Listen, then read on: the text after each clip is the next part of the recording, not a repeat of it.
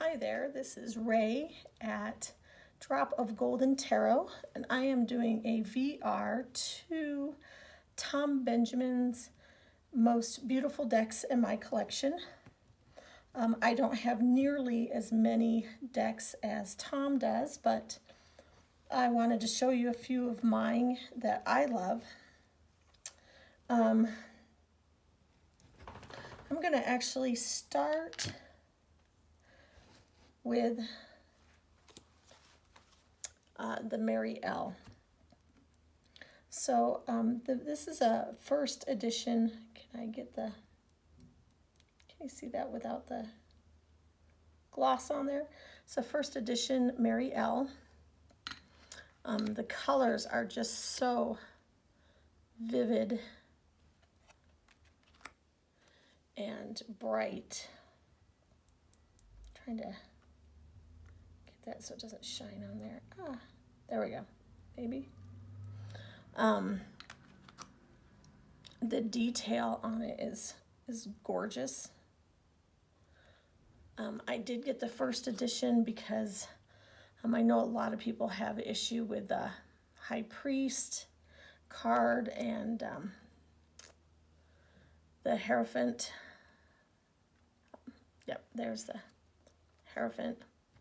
But that really spoke to me about how I feel about institutions kind of force-feeding beliefs. So yeah, it really struck a chord with me. So just the vividness of this deck. I do really like the second edition. I've seen it and touched it in person. My daughter actually has it. I do like the cardstock and the matte and the no borders. But they changed a couple of cards, and I really just like the old cards better. Those two cards in particular, but just the beauty of these illustrations and the vividness of them, really, I am loving that. So that is the Maryelle first edition. The next one that I'm going to talk about is actually a second edition, and that is the Star Tarot. Now, this again, let me move this over here a little bit. It's the vividness of these colors that are just so gorgeous. There's so much detail and so much richness. I really love the borderless version of this. It's not super shiny. There is a ton of detail, and the colors are just vibrant. Seeing her with these paintings, they were much bigger when she did them. So there's a lot of room on her canvas for all the little detail. And you can kind of get lost in them for a while. So this is the Star Tarot second edition. The next one that I want to talk about is the Dark Mansions. And boy, this has really gotten some mixed reviews. Beautiful images. There's a lot of detail, and I actually like the cartooniness of them because the outlining everything in black really makes those details for me pop. So seeing all the details in that colored glass there, it's just gorgeous. This deck is it's just beautiful and a delight to touch and to feel, but I also know that that's been kind of a sore point for some people. And right there, that's the card I want to show you, that Three of Swords. That just, the Three of Swords was my stalker card for years. And this Three of Swords here with a locket, kind of a memory that's painful but also good, and cherish that bittersweetness of it, really kind of helped me make that Three of Swords not my stalker card anymore. But I just love the details and the facial expressions in some of them, and the body movements and the energy that I can feel in this deck. It doesn't have a little white book. I love it when the lovers actually have 3 people on them. It shows that choice has to be made. Oh, and isn't he bored? He's just so bored. His job is boring. He's tired of it. And their way their bodies are, just the despair you can feel there. And oh, isn't she like in charge? She's in charge of her world, and nobody is going to mess with her. I just love this deck and its artwork. And I got some deck powder to see if I could shuffle it better. Actually muted the colors. I tried it on the art cards that came with it, the advertisements, and it muted those colors. So I decided not to do it with the rest of the deck. And I've just been hoping that over time it'll maybe not be so sticky and shuffle a little bit better. And it's getting better already. I get jumpers every once in a while. I do love the matte gold gilding on the edges too. And I got the brown backs.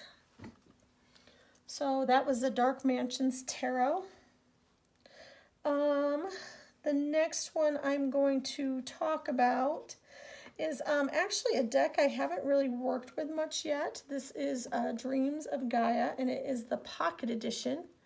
And I really like not having the borders. I love, again, the vibrancy of the colors. I say this, and then I'm going to show you a couple of decks that just don't have it and are still just doing it for me. But this is going to be one of my next deep dives, I think around Christmas time. I was going to start it as soon as I'm done with the one that I'm doing, but we're getting into the fall season, and I have a couple of more Halloween-y decks that I want to work with in October and the beginning of November. So I think this one is going to be my Christmas kind of time deck that I use and do my deep dive then. But I bought this just because the illustrations are just so beautiful. So that is Dreams of Gaia. The edging I did myself. I really do like how that turned out. The next one, well, I might as well get my vibrant, colorful ones like done and talked about, right? The next one is Prismavisions. And I'm sorry, but how can you not fall in love with this deck? I say that. I know it's not everybody's aesthetic. And the cards are kind of glossy and slippery. Shuffles like a dream because of that. But it doesn't stack very well. If you have it on your table and somebody walks by it, it'll slide all over the place. So I do keep it in its satchel. But I really love the impressionist feeling and the details that you can look and find. And I love how you can put them together. I don't know if I have any close by. I can kind of line up together. had. Oh, there's a knight. Well, I'm sure you can find it online. It's a very popular deck. It's popular to see pictures of it where the suits, the minors, are all lined up into one panorama. You can see the progression of the story really easily.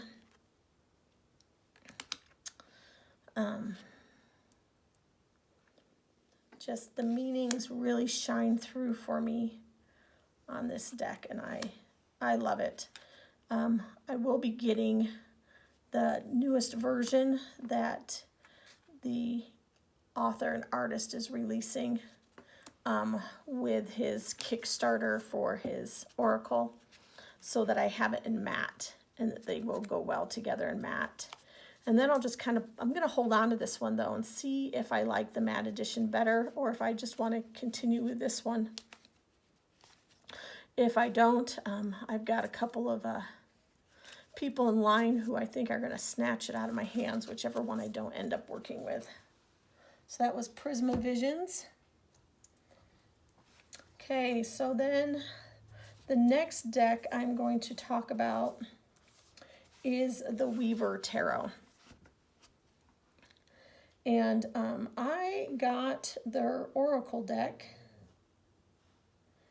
and was a little hesitant about getting the tarot deck because it's so pippish. And I have not been reading with pip type decks. I really, I took a long break from tarot and have just been reading again for a year and have been really relying on a lot of pictures to remind me of meanings and to be able to use my intuition with them. But I just kept on coming back, and I don't know if you can see the holographics in this. I think it's showing up. I can't tell if it's showing up on the camera or not. But I kept coming back to it, so I got it, and it's absolutely gorgeous.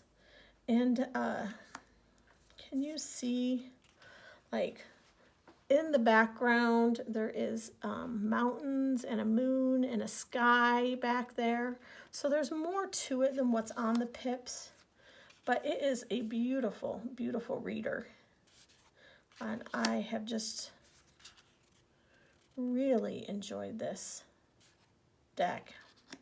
Just death card.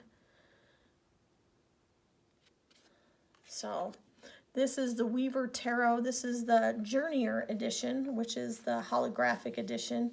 I think that they're out of stock right now on their website, but they're going to be getting more in. So just beautiful deck. The last deck I'm going to talk about, and I don't even have the full deck here with me, is the Goliath Tarot. And it's a black and white deck. It is animal based. It is the only deck that I have that's an animal based deck.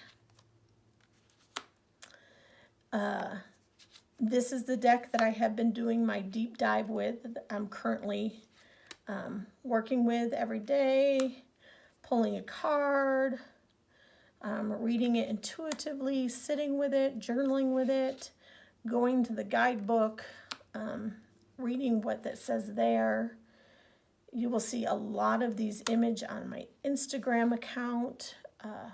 Drop of Golden Tarot is my Instagram account, along with my thoughts and impressions on this deck. I never wanted an animal deck. I was never drawn to one. I've seen a lot of them that I thought were absolutely adorable and cute, but they weren't something that pulled me to work with them. And then I watched Lisa at Supportive Tarot do an unboxing and a walkthrough of this deck. And I probably should do a review on this deck. I bought this deck before I was even done watching that video. It's been a great reader. It's been good to do shadow work with. It's super insightful. It, I look at these cards and I just find so much meaning and so much that's asking me to look at myself and what behaviors do I have and what is my role in any difficulties in my life, and kind of challenging me to change the way I see myself and I see the world, and all done in these gorgeous pencil drawings.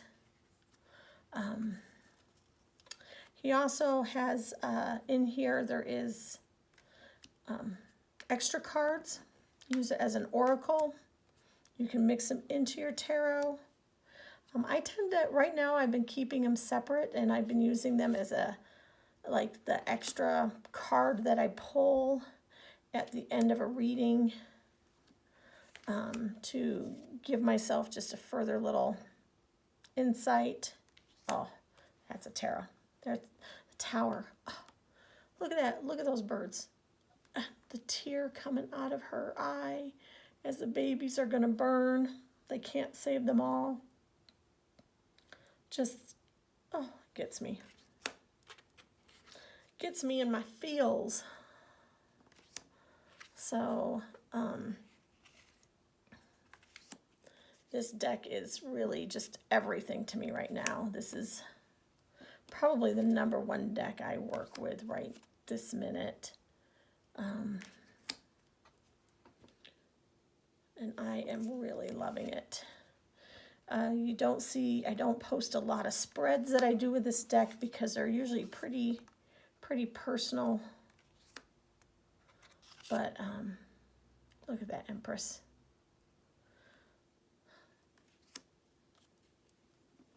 But yep, it's a beautiful deck.